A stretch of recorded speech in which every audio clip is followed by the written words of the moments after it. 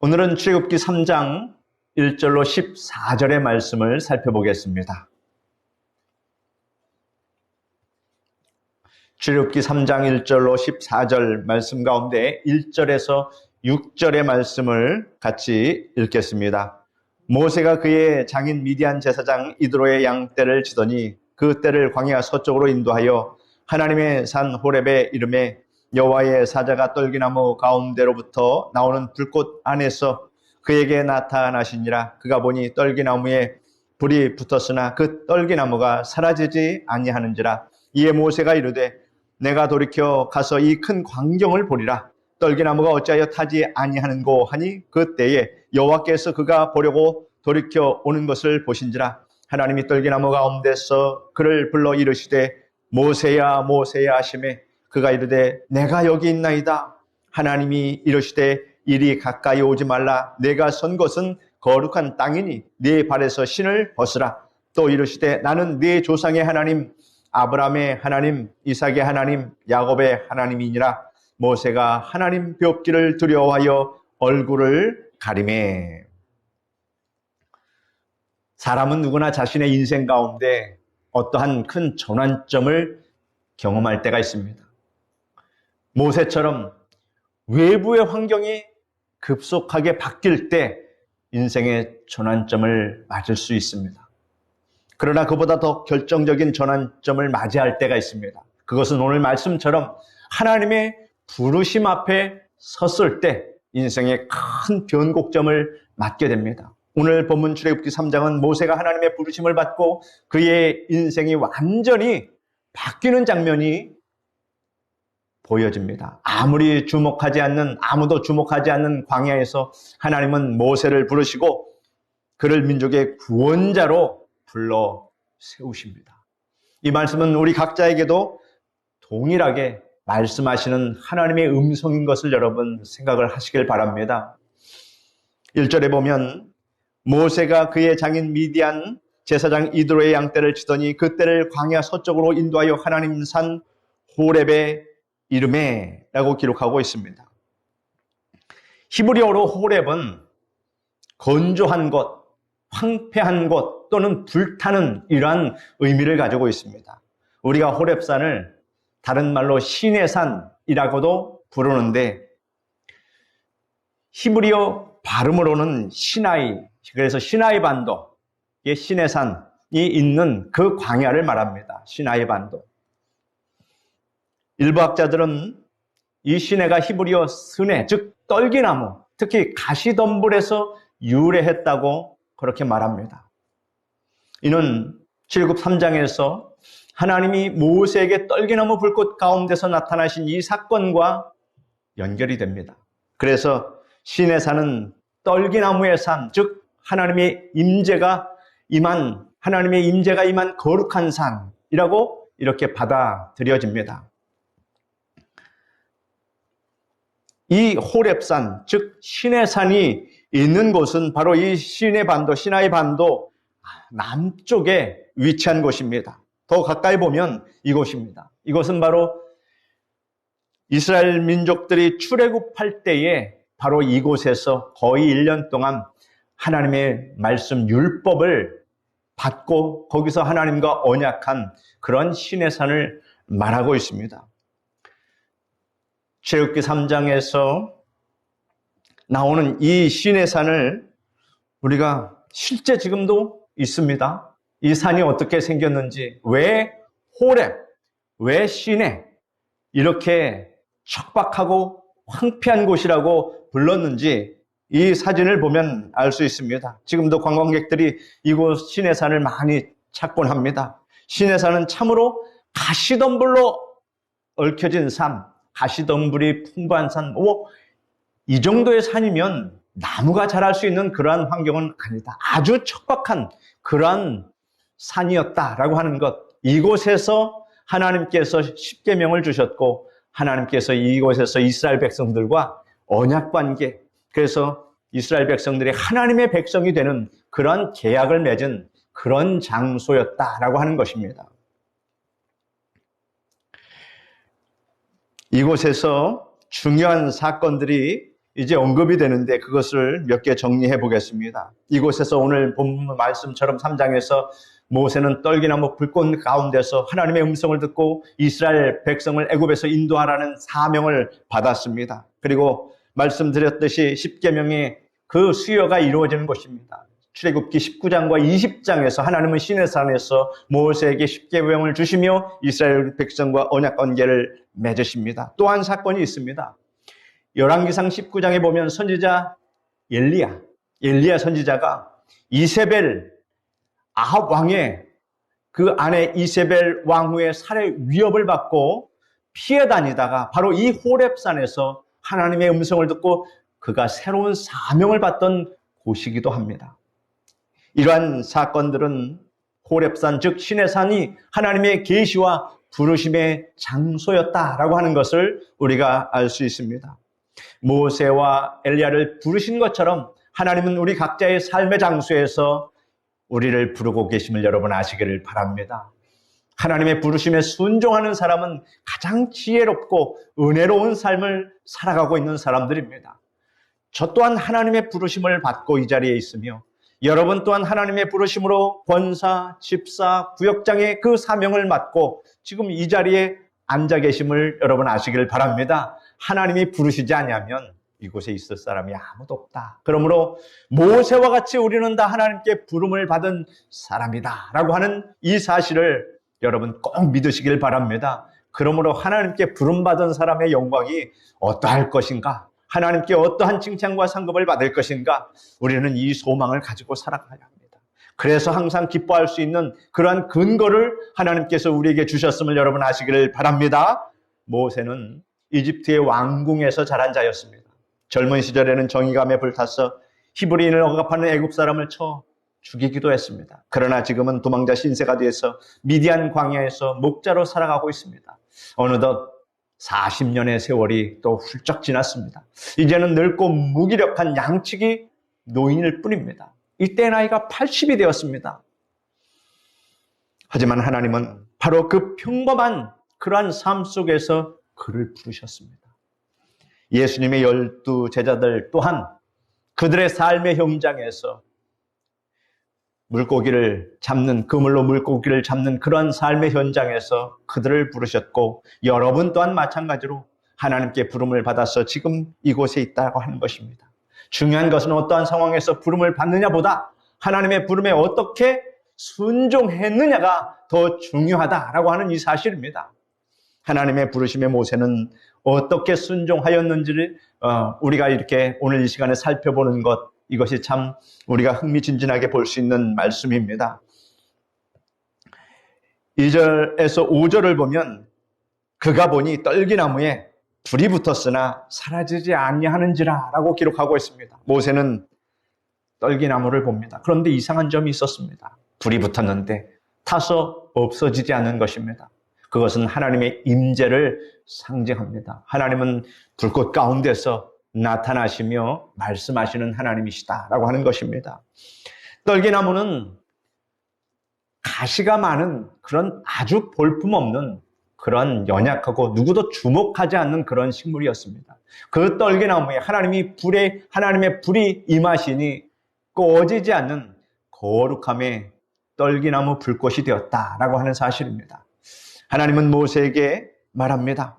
이리로 가까이 오지 말라. 내가 선 곳은 거룩한 땅이니 내 발에서 신을 벗으라. 이렇게 말씀을 하십니다. 신을 벗으라는 명령은 하나님 앞에서 경외하고 겸손하고 인간의 자신의 욕심과 또 의지와 자기 논리, 자기 생각을 다 내려놓으라는 뜻입니다. 하나님 앞에서는 우린 그럴 수밖에 없습니다. 왜냐하면 하나님 앞에서 그 찬란한 광채 앞에서 우리의 모습은 참으로 연약하고 뭐 하나 자랑할 것도 없고 내세울 것도 없다라고 하는 그 자기 존재에 대해서 확실하게 깨닫는 그러한 순간을 맞이합니다. 전지전능하시고 위대하신 하나님의 그 영광 앞에서 우리가 무엇을 말하겠습니까? 아마 우리가 그 자리에 섰을 때 벗지 말라도 스스로 벗었을 것입니다. 우리의 모든 생각과 우리의 모든 가치관을 하나님 앞에서 다 내려놓고 하나님 말씀하십시오. 내가 듣겠습니다. 이런 겸손의 자세를 말하지 않아도 아마 스스로가 그러한 자세를 취하게 될 것입니다. 하나님의 그 영광이 얼마나 압도적일까 우리는 상상하기조차 어렵습니다. 하나님의 임재는 우리 삶을 성스럽게 구별된 인생으로 만들어 주십니다. 예배의 자리, 기도의 자리, 하나님의 말씀이 선포되는 자리는 모두 거룩한 자리입니다. 그러므로 우리는 언제나 하나님의 임재 앞에 겸손과 경외함으로 서야 할 줄 믿습니다. 야고보서 4장 6절에 보면 하나님은 교만한 자를 물리치시고 겸손한 자에게 은혜를 주시느니라. 그렇다면 겸손해서 손해볼 것 없다라고 하는 이 사실을 여러분 꼭 아시기를 바랍니다.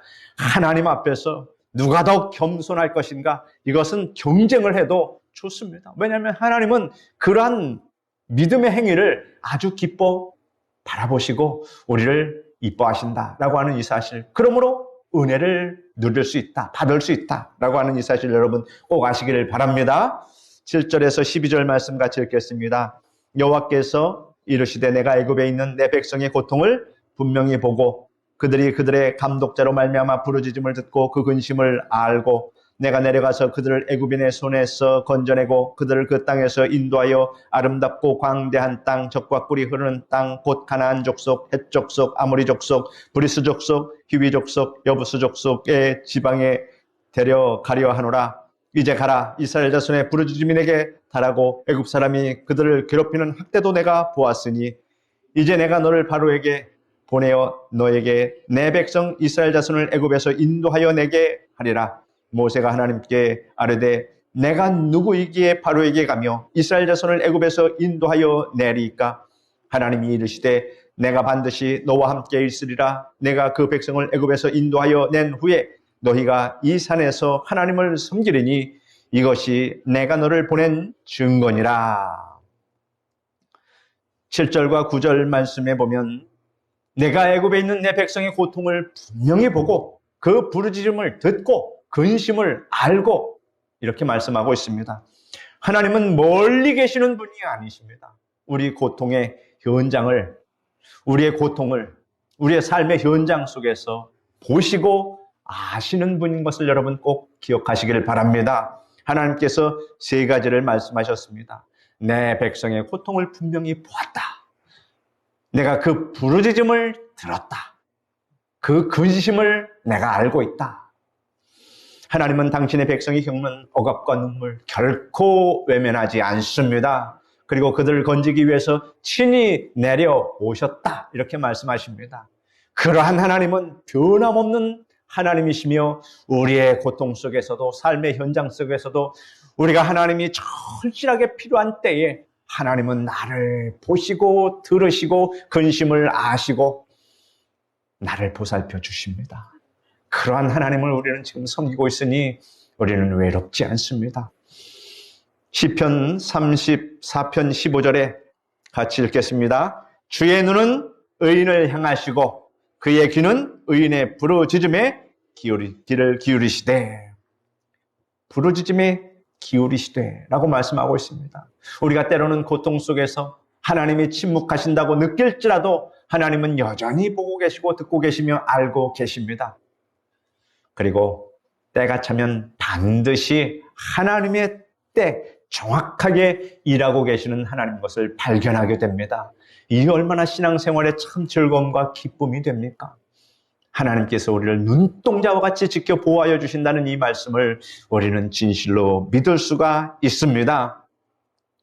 10절에서 12절 말씀 가운데 10절에 보니까 이제 내가 너를 바로에게 보내어 너에게 내 백성 이스라엘 자손을 애굽에서 인도하여 내게 하리라 라고 말씀하고 있습니다.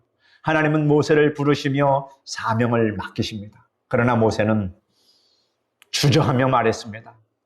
뭐라고 말합니까? 내가 누구에게 바로에게 가며 이스라엘 자손을 애굽에서 인도하여 내리까? 내가 누구에게 이 일을 할 수 있습니까? 이는 겸손의 표현 같지만 두려움과 부족한 믿음의 표현이었다라고 하는 사실입니다. 하지만 하나님은 말씀하십니다. 내가 반드시 너와 함께 있으리라. 이 말씀을 주십니다. 하나님은 이와 같은 말씀을 모세의 후계자, 두려워 떨고 있는 모세의 후계자 여호수아에게도 이와 같이 말씀을 하십니다. 여러분이 암송하고 있는 말씀일 것입니다. 여호수아 1장 9절에 내가 네게 명령한 것이 아니냐? 강하고 담대하라. 두려워하지 말며 놀라지 말라. 내가 어디로 가든지 네 하나님 여호와가 너와 함께 하느니라 하시니라 라고 말씀하고 있습니다. 여호수아에게 이 말씀을 주신 것처럼 하나님은 오늘 여러분에게 이 말씀을 주십니다. 이사야 41장 10절에 두려워하지 말라. 내가 너와 함께 함이라. 놀라지 말라. 나는 네 하나님이 됨이라. 내가 너를 굳세게 하리라. 참으로 너를 도와주리라. 참으로 나의 의로운 오른손으로 너를 붙들리라. 이 말씀은 하나님께서 오늘 여러분에게 주시는 말씀입니다. 이 말씀이야말로 우리가 담대히 사명을 감당할 수 있는 유일한 근거의 말씀입니다. 하나님이 함께 하시면 우리는 무엇이든지 감당할 수 있습니다. 우리에게 능력이 있기 때문이 아니라 하나님이 함께 하시고 도와주시기 때문입니다. 자신의 능력을 생각한다는 것은 하나님을 믿지 않는다는 말과 같은 것입니다. 교회에서 어떤 분에게 직분을 맡길 때 이런 말을 들을 때가 있습니다. 목사님, 저는 너무 부족합니다. 저는 능력이 없습니다. 다른 사람, 할 수 있는 사람에게 이 일을 맡기십시오 라고 하는 분들이 간혹 있습니다. 다 그런 게 아니라 간혹 있습니다. 그러면 저는 속으로 이렇게 생각을 합니다. 뭐라고 생각할까요? 제가 할 수 있거든요. 무슨 말이냐? 믿는 자에게는 능치 못할 일이 없느니라. 아멘을 하셔야죠. 할 수 있거든요. 무슨 말이냐? 믿는 자에게는 하나님이 도와주시기 때문에 능치 못할 일이 없는, 자신의 능력으로 하려고 하니까 답이 안 나오는 겁니다. 그러나 하나님께서 능력 주시면 못할 일이 없다. 학식 없는 예수님의 12 제자들, 그들이 어떻게 그렇게 복음을 담대하게 전할 수 있었겠습니까? 성령의 능력이 임하시니 베드로가 설교하고 전파하니 3,000명, 5,000명이 주께로 나오지 않습니까? 아무리 많이 배운 사람일지라도 그렇게 복음 전파에서 결실을 얻을 수 있는 사람은 아무도 없습니다. 그런 능력을 행할 수 있는 사람은 없습니다. 오직 성령께서 행하시기 때문에 할 수 있는 것입니다. 미국 흑인 해방 운동가 여러분 마틴 루터 킹 목사는 이렇게 말합니다. 나는 두려워하지 않는다. 왜냐하면 하나님이 나와 함께 하시기 때문이다 라고 말하면서 비폭력인 흑인 해방 운동을 이어나갔습니다. 모세처럼 그는 하나님의 사명에 순종하면서 시대를 바꿔놓은 인물이 되었습니다. 하나님이 우리를 부르실 때 내가 누구이기에, 내가 무슨 능력이 있기에, 이런 말씀이 아니라 이사야처럼 절대적인 순종의 자세를 우리가 가져야 할 것입니다. 그가 이사야 6장 8절에 이렇게 얘기합니다. 내가 또 주의 목소리를 들으니 주께서 이르시되 내가 누구를 보내며 누가 우리를 위하여 갈고 하시니 그때 내가 이르되 내가 여기 있나이다. 나를 보내소서 라고 이사야가 이렇게 대답을 했다라고 하는 이 사실을 여러분은 아시고, 제가 여러분에게 어떠한 일을 맡길 때 감사합니다 목사님, 제가 여기 있습니다. 저는 능력이 없지만 하나님께서 할 수 있도록 도와주십니다. 이렇게 순종하며 나가시면 할 수 없던 능력도 생겨남을 여러분 아시기를 바랍니다. 그러므로 우리는 그리스도 안에서 아니오가 없고 예만 있음을 아시기를 바랍니다. 예? 아멘. 예, 얼마나 아름다운 순종이고 아름다운 신앙입니까? 하나님 안에서 우리가 이렇게 할 수 있다는 것 참으로 감사한 일인 것임을 여러분 아시기를 바랍니다. 13절로 14절의 말씀 같이 읽겠습니다. 모세가 하나님께 아뢰되 내가 이스라엘 자손에게 가서 이르기를 너희 조상의 하나님이 나를 너희에게 보내셨다 하면 그들이 내게 묻기를 그의 이름이 무엇이냐 하리니 내가 무엇이라고 그들에게 말하리이까? 하나님이 모세에게 이르시되 나는 스스로 있는 자니라. 또 이르시되 너는 이스라엘 자손에게 이같이 이르기를 스스로 있는 자가 나를 너희에게 보내셨다 하라.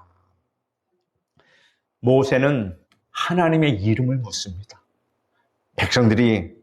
이스라엘 백성들이 누가 보내었느냐, 너를 누가 보내었느냐 라고 물을 때 어떻게 대답해야 됩니까? 이러한 질문입니다. 이에 대해서 하나님이 말씀하십니다. 나는 스스로 있는 자니라. 이는 히브리어로 에흐예, 아세르, 에흐예. 나는 나다. 하나님께서 말씀하십니다. 나는 나다. 그리고 나는 존재하는 자다. 이런 뜻으로 말씀하십니다. 하나님은 시작도 없고 끝도 없으며 어떤 것에도 의존하지 아니하시는 그러한 스스로 존재하시는 하나님이라는 이 사실을 여러분 믿으시기를 바랍니다. 이해하지 마십시오. 그냥 믿으십시오. 우리의 이해를 초월하신 그러한 하나님인 것을 우리가 알고 그냥 믿으시면 됩니다.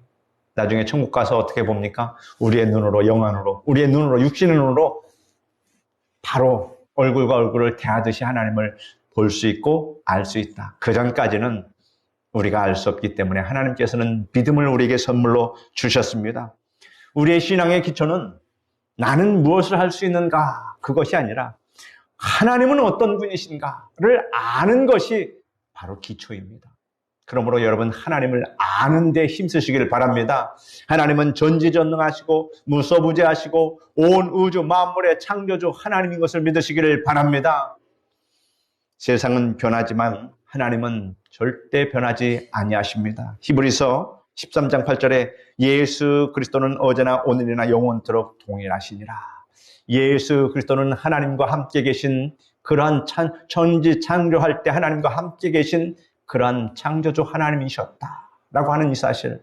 그러므로 여러분 하나님이 영원히 변하지 않은 것처럼 우리 예수님 또한 변하지 않는 하나님인 것을 여러분 아시기를 바랍니다. 그러므로 하나님을 믿고 신뢰하는 자는 절대 순종이라는 것을 할 수 있다라고 하는 사실입니다. 오늘 말씀 정리하겠습니다. 우리 사랑하는 성도 여러분, 모세는 불타는 떨기나무 앞에서 하나님의 부르심을 받았습니다. 그리고 그 부르심은 고통받는 백성들을 위한 구원의 계획이었습니다. 모세는 부족하다고 생각했지만 하나님이 함께 하심으로 인해 위대한 출애굽의 사명을 받게 되었습니다. 오늘 우리도 하나님의 부르심 앞에 서 있습니다. 우리는 떨기나무처럼 연약하지만 하나님의 불이 임하면 거룩한 사명을 감당할 수 있음을 믿으시기를 바랍니다. 하나님의 부르심에 항상 귀를 기울이십시오. 오늘도 하나님은 광야 같은 여러분의 삶 가운데서 말씀하고 계십니다. 하나님의 임재 앞에서 말씀 앞에서 겸손히 서십시오. 신을 벗으라는 명령처럼 우리의 의와 자랑을 내려놓고 주 앞에 엎드리시기를 바랍니다. 고난 중에도 하나님이 함께 하심을 믿고 인내하시길 바랍니다. 하나님은 지금도 여러분을 보고 듣고 알고 계십니다. 그러므로 하나님께서 주신 이 인생의 복음의 사명을 두려워하지 마십시오.